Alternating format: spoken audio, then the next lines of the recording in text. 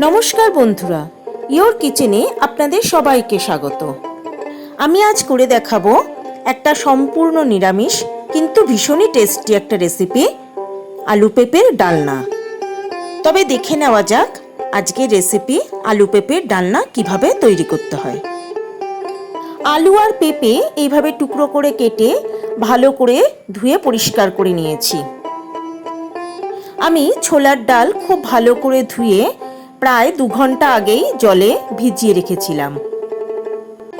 জল সমেত ছোলার ডাল আমি প্রেসার কুকারে নিয়ে নিলাম। দিয়ে দিলাম সামান্য হলুদ গুঁড়ো আর দিয়ে দিলাম 1/2 চামচ নুন। এবার এটাকে প্রেসার কুকারে ডালটাকে আমি 2টো সিটি দিয়ে সেদ্ধ করে নেব, কিন্তু একদম পুরো গলিয়ে ফেলবো না, একটু দানা দানা থাকবে।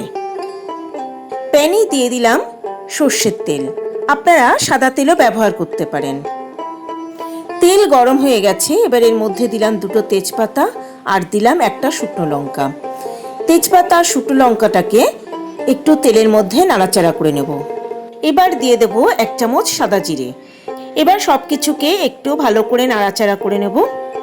ফোড়নের গন্ধ বেরোতে শুরু করলে এর মধ্যে দিয়ে দেব কেটে রাখা পেঁপে আর আলুর টুকরোগুলো। এবার এর মধ্যে দিয়ে দেব সামান্য নুন আর দিয়ে দেব একটু হলুদ গুঁড়ো। নুন আর হলুদ দিয়ে এবার পেঁপে আর আলুটাকে খুব ভালো করে ভেজে নিতে হবে। এই সময় গ্যাসের ফ্লেম থাকবে মিডিয়ামে। আমার সকল দর্শক বন্ধুর কাছে একান্ত অনুরোধ রইল আমার চ্যানেলটা সাবস্ক্রাইব করার। পেঁপে আর আলু ভালো করেই ভাজা হয়ে গেছে। এবার এর মধ্যে আমি দিয়ে দেব 1.5 চামচ আদা বাটা। এবার সবকিছু খুব ভালো করে কষিয়ে নিতে হবে। মিনিটখানে কষিয়ে নেওয়ার পর এর মধ্যে দিলাম 1 চামচ সাদা জিরের গুঁড়ো, খুব সামান্য হলুদ গুঁড়ো, 1/2 চামচের কম লঙ্কার গুঁড়ো, 1/2 চামচ কাশ্মীরি লঙ্কার গুঁড়ো। এবার সমস্ত মশলাগুলোকে খুব ভালো করে কষিয়ে নিতে হবে। এই সময় গ্যাসের ফ্লেম থাকবে একদম লো। এবার দিয়ে দেব 1 চামচ চিনি। যেহেতু নিরামিষ তরকারি তাই একটু চিনি অবশ্যই দিতে হবে, এটা স্কিপ করবেন না। আর দিয়ে দিলাম পরিমাণ মতো নুন। নুন আর মিষ্টি ঝালের পরিমাণটা আপনারা আপনাদের স্বাদ অনুযায়ী দেবেন।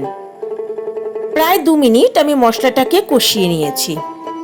এবার এর মধ্যে দিয়ে দেব সেদ্ধ করে রাখা ছোলার ডাল। খুব ভালো করে সবকিছুকে মিশিয়ে দিতে হবে। এবার এর মধ্যে দিয়ে দেব কয়েকটা কাঁচা লঙ্কা।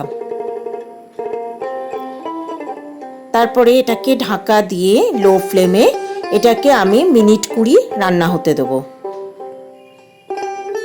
ফিরে এলাম 20 মিনিট পর। ঢাকা খুলে সবকিছুকে একবার খুব ভালো করে নেড়ে দিতে হবে।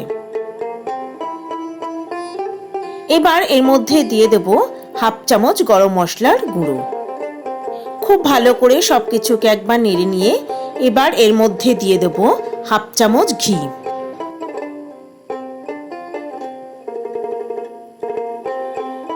খুব ভালো করে সবকিছুকে মিশিয়ে দিয়ে আমি গ্যাসের ফ্লেম বন্ধ করে দেব।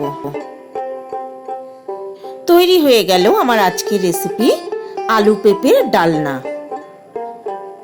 গরম ভাত বা রুটির সঙ্গে এই আলু পেঁপের ডালনা পরিবেশন করতে পারেন। রান্নাটা কেমন লাগলো তা অবশ্যই কমেন্ট বক্সে লিখে জানালে খুব খুশি হব। রান্নাটা ভালো লাগলে একটা লাইক ও শেয়ার করার অনুরোধ রইল বন্ধুদের কাছে। তবে আজকের মতো বিদায় বন্ধুরা, নমস্কার।